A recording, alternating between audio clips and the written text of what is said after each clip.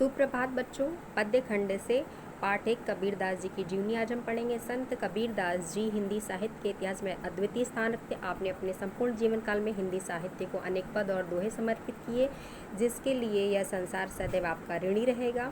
कबीरदास जी के जन्म को लेकर विद्वानों में मतभेद है। आपका जन्म सन 1398 ईस्वी में हुआ था, परंतु आपके जन्म स्थान के विषय में 3 स्थानों के नाम विद्वानों ने बताए हैं: काशी, मगहर और आजमगढ़। अधिकतर विद्वानों के अनुसार आपका जन्म स्थान काशी है और आपका जन्म एक विधवा स्त्री के गर्भ से हुआ था, परंतु लोक लाज और समाज के बहस से आपको काशी के निकट लहर तारा नामक तालाब के पास फेंक दिया गया था। तालाब के निकट से आपको नीरू एवं नीमा नामक एक जुलाहा दंपत्ति ने उठाया था और आपका पालन पोषण किया था। उन्होंने ही आपका नाम कबीर रखा था। कबीर जी की पत्नी का नाम लोई था। आपके पुत्र का नाम कमाल तथा पुत्री का नाम कमाली था। संत कबीरदास जी में बचपन से ही हिंदू एवं मुस्लिम दोनों संप्रदायों के संस्कार विद्यमान थे और इसी कारणवश दोनों ही संप्रदायों के लोगों में आपका विशेष स्थान था। आपके गुरु का नाम स्वामी रामानंद था और इन्हीं से आपने गुरु मंत्र लिया था,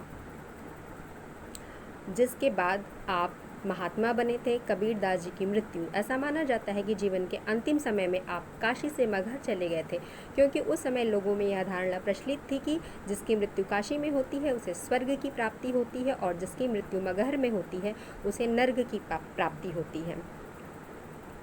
इस धारणा को तोड़ने के लिए ही आपने ऐसा किया था। जिस प्रकार आपके जन्म के संबंध में अनेक मत हैं, उसी प्रकार कबीर जी की मृत्यु के संबंध में भी अनेक मत प्रचलित हैं।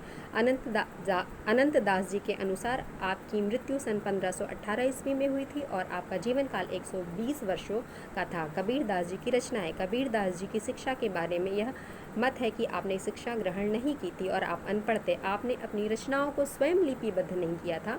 आपकी रचनाओं को धर्मदास जी ने संग्रहित किया था और इस संग्रहण को बीजक कहा जाता है। बीजक के 3 भाग हैं: साखी, सबद और रमैनी। साखी शब्द संस्कृत के शब्द साक्षी का विकृत रूप है।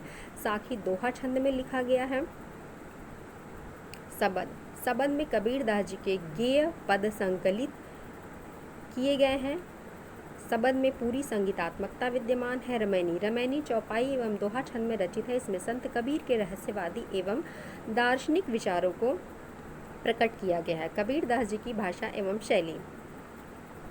बच्चों, कबीर जी की भाषा मिली जुली है और आपकी भाषा को पंचमिल खिचड़ी या सदुक्कड़ी भाषा कहा जाता है। आपकी भाषा में ब्रज भाषा तथा खड़ी बोली का उपयोग प्रचुर मात्रा में किया गया है, जिसमें फारसी, अरबी, पंजाबी, बुंदेलखंडी, हरियाणवी, ब्रज आदि भाषाओं का मिश्रण मिलता है। भावात्मकता एवं व्यंग्यात्मकता आपकी विशेषता है। बच्चों, आज बस इतना ही। कल फिर मिलते हैं।